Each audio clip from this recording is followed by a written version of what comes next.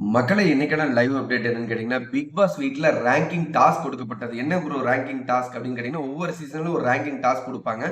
யார் யார் எந்தெந்த ரேங்கிங்க்கு தகுதி இருக்கிறோம்னு சொல்லி ஒரு 3 ஜட்ஜ தேர்ந்தெடுக்க சொல்லி அவங்க உள்ள சொல்லுவாங்க. சரியான காரணத்தோட சொல்லணும். அதாவது வந்து பார்த்தீங்கன்னா, இன்னைக்கு பிக் பாஸ் என்ன பண்றாருன்னா, நம்ம விக்ரம், கனி, அமித் 3 பேரையும் ஜட்ஜ் அப்படின்னு சொல்லிட்டு, முதல் ரேங்க் இவங்கன்னு வச்சுக்கங்க. அந்த ரேங்க்குக்கு வந்து இவங்க என்ன தகுதி அப்படிங்கிறத வந்து அவங்க எக்ஸ்பிளைன் பண்ணணும்.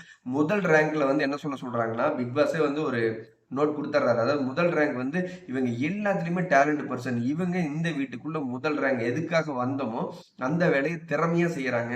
இவங்க முதல் ரேங்குக்கு தகுதி பெற்ற நபர் அப்படிங்கிற சரியான ஒவ்வொரு ரேங்குக்கும் ஒவ்வொரு காரணத்த தெளிவான விளக்கம் குடுக்கணும். அதுல முதல் இடத்தில் சபரிநாதன்.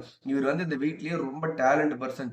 இவருக்கு வந்து முதல் ரேங்குக்கான அத்தனை தகுதிகளும் இருக்கிறது அப்படின்னு சொல்லி நம்ம கனி, அமித், விக்ரம் 3 ஜட்ஜஸும் வந்து ஒரு தேர்வு செஞ்சு முதல் இடத்துல வந்து சபரியை நிறுத்துறாங்க. அடுத்தடுத்த இடங்கள் யார் அப்படிங்கிறத பார்க்கறதுக்கு முன்னாடி இப்பதான் நம்மளோட சேனலை ஃபர்ஸ்ட் டைம் பார்க்குறீங்கன்னா மறக்காம லைக் பண்ணிருங்க, கமெண்ட் பண்ணிருங்க. நீங்க பண்ற ஒவ்வொரு லைக்கும் கமெண்ட்டும் எனக்கான ஆஸ்கார். இந்த செகண்ட் நீங்க ஒரு லைக் பண்ணிட்டு கமெண்ட் பண்ணுங்க, நான் ரிப்ளை பண்ண காத்திருக்கேன். ஓகே, செகண்ட் ரேங்க்ல யார் அப்படின்னு கேட்டீங்கன்னா சுபிக்ஷா.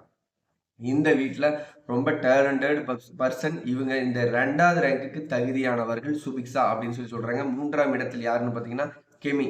முதல் இடத்தில் சபரிநாதன், 2ஆம் இடத்தில் சுபிக்ஷா, 3வது ரேங்க் வந்து பார்த்தீங்கன்னா நம்ம கெமி. 4வது ரேங்க் யார் ப்ரோ அப்படின்னு கேட்டீங்கன்னா, ஒவ்வொரு ரேங்க்குக்கும் ஒவ்வொருத்தரும் நிறுத்துறாங்க. இப்ப வந்து 4வது இடத்துல வந்து நம்ம சாண்ட்ராவ, 5வது இடத்துல வந்து பிரஜன, 6வது இடத்துல நம்ம வியானா, 7வது இடத்துல அரோரா, 8ஆம் இடத்தில் கானா வினோத். இந்த மாரி 9ஆம் இடத்தில் அ இவங்க நம்ம இது கமருதீன்.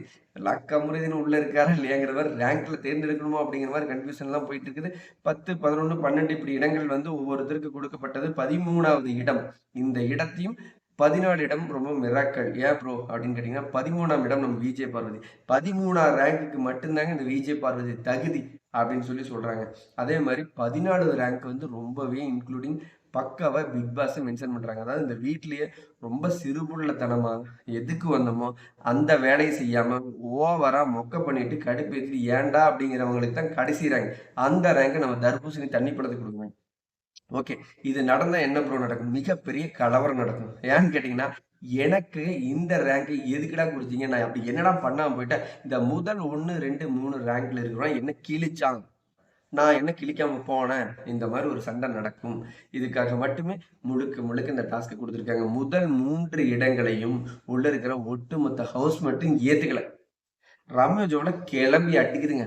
என்ன முதல் இடத்துல சபரி, 2வது இடத்துல வந்து நம்ம சுபிக்ஷா, 3ஆம் இடம் கெமினா, என்ன உங்க இஷ்டத்துக்கு நீங்க என்ன இன்னும் 3 பேர் தான் பெரிய ஜட்ஜ். நீங்க தான் மக்கள், நீங்க தான் பெரிய கடவுள், ஆணி, வெங்காயம் அப்படின்னு நினைச்சுக்கிறீங்களா? நீங்க என்னடா தகுதியில என்ன தேர்ந்தெடுத்தீங்க? அதுக்கான ஆள் நான் இல்ல அப்படிங்குது.